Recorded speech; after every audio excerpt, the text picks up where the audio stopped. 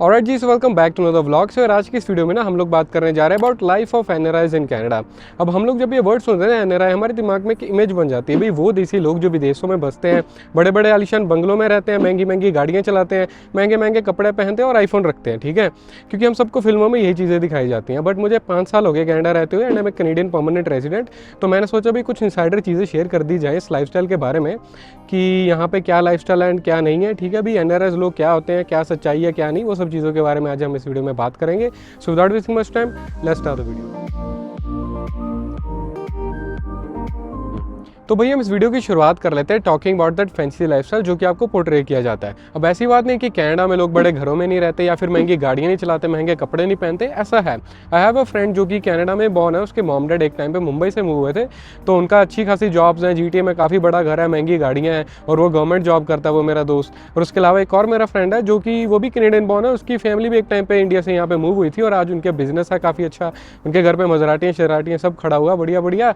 तो ऐसी बात नहीं है कि लोगों के पास फैंसी लाइफस्टाइल नहीं है कनाडा में आके, है। बट बात यह है कि कितने लोगों के पास है। तो यार बहुत सारे लोग हैं जो हर साल कनाडा में एज एन इमिग्रेंट मूव होते हैं। ठीक है, अब जब आप लोग स्टार्टिंग में यहाँ आते हो, आप धीरे धीरे फ़ोन लेते हो, कपड़े लेते हो, महंगे महंगे गाड़ियाँ लेते हो, घर ले लेते हो, सब कुछ ले लेते हो। ठीक है, क्योंकि यहाँ पे सारी चीज़ें या फिर मैं कहूँ मोस्ट ऑफ द चीज़ें जीरो डाउन पे अवेलेबल होती हैं, ईएमआईज़ पे अवेलेबल होती हैं। अब इंडिया और कनाडा में यही फ़र्क है भाई, कनाडा में आपको कच्चे तक मिल जाएंगे आपकी ईएमआई पे, बट इंडिया में शायद से स्टूडेंट लोन भी आपको आसानी से ना मिले। ठीक है, तो ये फ़र्क है कि भाई यहाँ पे कर्जाई होना बहुत आसान है एज़ कम्पेयर टू इंडिया, क्योंकि इंडिया में आपको लोन कोई देता ही नहीं है और यहाँ पे चप्पल भी आपको हर एक चीज़ मिल जाएगी ईएमआई पे। तो लोग वही करते हैं भाई, जीरो डाउन पे चीज़ें मिल रही है, उठाते रहते भाई, महंगा फ़ोन आ गया, महंगी गाड़ी आ गई, महंगे कपड़े आ गए, नए हेडफोन खरीद लिए, $1000 के जूते देख लो मेरे, ये सब चीज़ें हो जाती हैं। और इंडिया में ये नहीं होती, इसीलिए हम लोगों को लगता है भाई यहाँ पे तो जो इंसान है हर किसी के पास ब्रांडेड कपड़े, सबके पास महंगे मैकबुक्स हैं, आईफोन है, सब महंगी गाड़ियाँ चला रहे हैं, तो हमें लगता है भाई शायद यहाँ पे पैसा ही बहुत है, लोगों के पास पैसा ही बहुत है। बट ऐसा नहीं होता, वो सब ईएमआईज़ वगैरह पे होती है। तो कुल मिला के अगर आप इस चीज़ को देख के यहाँ पे आ रहे हो भाई, इस लाइफस्टाइल को, तो भाई शायद आप धोखा खा रहे हो।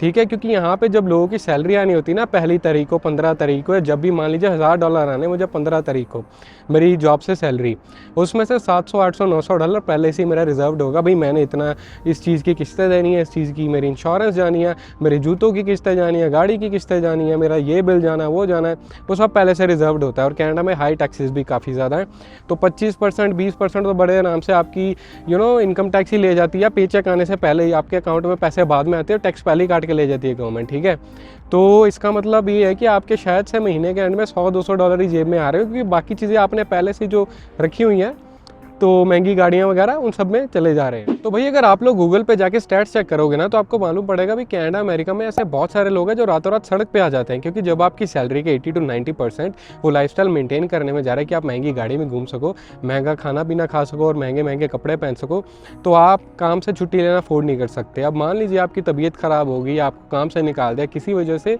आपकी सैलरी आनी बंद हो गई है, तो people can not even survive another 2 weeks. यहाँ पे हर 2 हफ्ते में सैलरी आती है कनाडा में, तो लोगों का 2 हफ्ते जितनी भी सेविंग्स नहीं होती, क्योंकि उनके पैसे आते हैं जाते हैं आते जाते हैं, ऐसे उनका सर्वाइवल चल रहा होता है।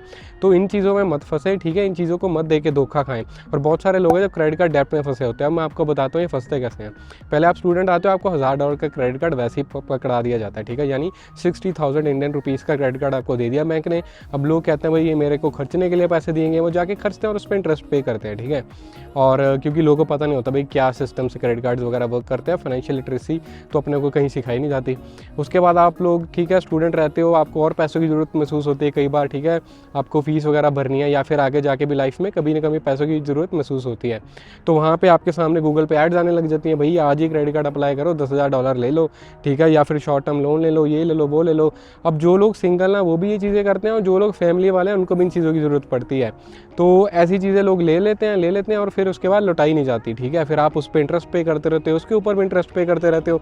अब ये सब चीज़ें मुझे इसीलिए पता है, मेरे बहुत सारे दोस्त बैंक्स में काम करते हैं, कैनेडियन बैंक्स में, और वो मुझे बताते हैं भाई कितने यंग लोग भी हैं जो इतने डेप्ट में फंसे हुए हैं ना, भी आज के टाइम पे जो भी पेमेंट कर दे वो सिर्फ इंटरेस्ट की तरफ जाएगी, आप एक्चुअल जो अमाउंट है ना वो नहीं पे ऑफ कर पा रहे। ठीक है, और फिर ऐसे ही आप इन चीज़ों में दसते जाते हो, और ऐसा लाइफस्टाइल मेंटेन करने का कोई फ़ायदा नहीं है जहाँ पे मेंटल पीस ना हो। आपको पता हो भाई आज काम पे मैं नहीं गया, मेरी तबीयत ख़राब है, बट मैं अगर नहीं गया ना भाई तो अगले हफ्ते सारा कुछ लूट जाएगा, घर से मेरे गाड़ी उठा के ले जाएंगे, ठीक है जी, बैंक वाले, ये सब चीज़ें हो जाएंगी। तो ये जो स्ट्रेस है ना, ये नहीं होना चाहिए लाइफ में, ऐसे लाइफस्टाइल का कोई मतलब नहीं है। और एक बात करूँ तो यार बहुत सारे ऐसे यंगस्टर्स मेरे को देखने को मिलते हैं यहाँ पे भाई, जिनका लाइफ में कोई गोल ही नहीं होता, कोई फोकस नहीं होता, कोई मकसद नहीं होता, ठीक है। उनसे पूछ लिया जाए भी आपको लाइफ में क्या करना है, उन्हें कुछ नहीं पता, कोई आइडिया नहीं हो, दे आर जस्ट ब्लैंक, ठीक है। अब वो स्टडी परमिट पे आते हैं, वर्क परमिट लिया, PR मिली और डन। फिर वो जो जॉब पे जा रहे हैं बस वहीं पे जा रहे हैं, पैसे कमा रहे हैं, खा रहे हैं, उड़ा रहे हैं, वेले हो रहे हैं, ठीक है। उनसे पूछ ले आपकी लाइफ का मकसद क्या है, उनके पास कोई जवाब नहीं होगा, ठीक है जी। अब इन लोगों के साथ जब मैं बैठता हूँ या फिर बातचीत मेरी कभी होती है तो बहुत सारे यंगस्टर्स मुझे अक्सर यही कहते हैं भी आप फ्यूचर के बारे में बात ना करें, आप हमें बहुत स्ट्रेस दे रहे हैं। तो मुझे लगता है कि यार अगर आपको लाइफ के बारे में बात करके, फ्यूचर के बारे में बात करके, अपने फ्यूचर प्लान्स के बारे में बात करके स्ट्रेस फील होता है कि आपका कुछ फिगर्ड आउट नहीं है, ये है वो है, तो भाई आप बात नहीं करना चाहते उस चीज़ के बारे में, तो ये तो भाई बहुत ही बड़ी सोचने वाली बात है कि आप फ्यूचर के बारे में बात ही नहीं करना चाहते, आप इतना ज़्यादा स्ट्रेस्ड आउट हो जस्ट बिकॉज आपने कुछ फिगर आउट नहीं किया, विच इज़ फाइन।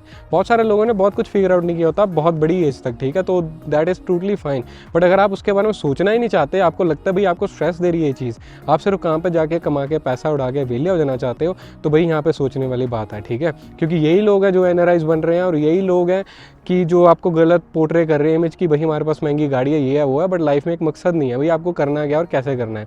तो मकसद होगा तभी आप लोग फिगर आउट करोगे भाई मैं वो कैसे करूँगा। अगर आपका कोई मकसद ही नहीं है तो फिर तो भाई लाइफ का कोई पॉइंट नहीं है, कोई पर्पज़ ही नहीं है कनाडा आने का, क्योंकि वो चीज़ तो इंडिया भी हो जाती है। कनाडा और इंडिया में यही फ़र्क है कि यहाँ पे अपॉर्चुनिटीज़ ईजिली अवेलेबल है और इंडिया में ईजिली अवेलेबल नहीं है, इसलिए हम लोग यहाँ पे इतना पैसा लगा के आते हैं। और अपॉर्चुनिटी आपको यहाँ पे मिलती है, उसके बाद काम उस पर आपने ही करना होता है, ठीक है। अब हम लोग बहुत सुनते हैं भाई कनाडा आ जाओ लाइफ सेट है, अमेरिका चले जाओ लाइफ सेट है।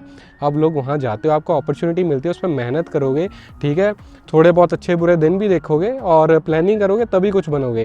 कनाडा आके अपॉर्चुनिटी मिलने पे काम भी करना पड़ता है, अपने आप कुछ सेट नहीं हो जाता, ठीक है। अगर आपको लगता है भाई आपने बहुत मेहनत कर ली इंडिया में, अब आपका फाइनली वीज़ा लग गया, अब मैं वहाँ जाऊँगा और सब कुछ सेट हो जाएगा, सेट कुछ नहीं मिलने वाला, ठीक है। बहुत सारे कनेडियन भी आपको सड़कों पे ऐसे चलते हुए मिल जाएंगे जो बहुत ज़्यादा स्ट्रेस्ड है लाइफ को लेके। तो आप और मैं तो भाई किसी और ही कंट्री से आए हैं, तो हम कैसे यहाँ पे लैंड होती सेट हो जाएंगे, ठीक है। तो ये सब चीज़ें जिसके ऊपर आपको काम करना होता है। तो मैं अपनी बात करूँ तो यार मैं भी एक यंगस्टर ही हूँ और मैं भी कनाडा में नया नया हूँ and I am also trying to figure out मुझे लाइफ में क्या करना है और कैसे करना है। अब मेरा ये मानना है कि आपका बिगेस्ट एसेट होता है आपका टाइम। आपके पास हो सकता है पैसे ना हो या फिर आपके पास सपोर्ट ना हो, ज़्यादा फैमिली सपोर्ट ना हो, ठीक है, या फिर आपकी एजुकेशन ज़्यादा ना हो, बट आपके पास टाइम तो है ना, आपके पास भगवान का दिया अच्छा खासा शरीर है, टाइम है, आप उसको इस्तेमाल करें और लाइफ में कुछ करें जो आप करना चाहते हो। अपने आप किसी कंट्री में मूव हो जाओगे और आप सोचोगे आप सेटल हो गए हो, तो ऐसा बिल्कुल नहीं होने वाला, ठीक है जी। और self awareness is very very important. ये मेरा मैसेज है उन लोगों के लिए जो यहाँ पे फ्यूचर एनआरआईज बनने वाले हैं बाहर की कंट्रीज़ में जाके, इंडिया पाकिस्तान से, ठीक है जी। क्योंकि सेल्फ अवेयरनेस बहुत लोगों को नहीं होती है। आपको पहले पता होना चाहिए आप लाइफ में कहाँ खड़े हो, आप कहाँ स्टैंड करते हो, क्योंकि दुनिया बहुत बड़ी है और लोग बहुत कुछ उखाड़ रहे हैं इस दुनिया में। अब आप लोग कहाँ स्टैंड करते हो, फिर आपको कहाँ जाना है, then you will figure out भी आप कैसे वहाँ पहुँचोगे, ठीक है। बट फर्स्ट स्टेप है self awareness, second one is कि आपका लाइफ में गोल हो, फिर आप प्लानिंग करते हो मैं कैसे वो अचीव करूँगा, कैसे नहीं करूँगा, ठीक है। बट ये सब चीज़ें दिमाग में होनी बहुत ज़्यादा ज़रूरी हैं। बस यही कुछ चीज़ें थी जो आपके साथ शेयर करना चाहता था, क्योंकि यार एनआरआई नाम सुन के मैं भी बचपन में बहुत ऐसा सुनता था। बहुत सारे रिश्तेदार थे जो यूके, यूएस, कनाडा हर जगह रहते थे और बाहर से आते थे। मुझे लगता है इनकी लाइफ बहुत बढ़िया है, ठीक है। मैं लोगों को देखता था, अपने दोस्तों को बाहर जाते हुए, मुझे लगता था भाई इनकी लाइफ भी बहुत सेट हो जाएगी, बट ऐसे सेट नहीं होगी। हो सकता है आपको सोशल मीडिया पर लगे सेट है लाइफ, बट एक्चुअली में सेट नहीं होगी, ठीक है। अगर आपको ज़िंदगी में एक्चुअली में सेटल होना है, अच्छी लाइफस्टाइल पानी है, तो आपको उसके लिए काम करना पड़ेगा। बाहर आके तो सिर्फ अपॉर्चुनिटी मिलती है, ठीक है। तो बस यही सब मैं इस वीडियो में शेयर करना चाहता था। अगर आपको अच्छी लगी हो तो कर देना लाइक, शेयर, सब्सक्राइब जैसा आपका दिल करे, और मिलते हैं अगली किसी वीडियो में। तब तक के लिए टेक केयर।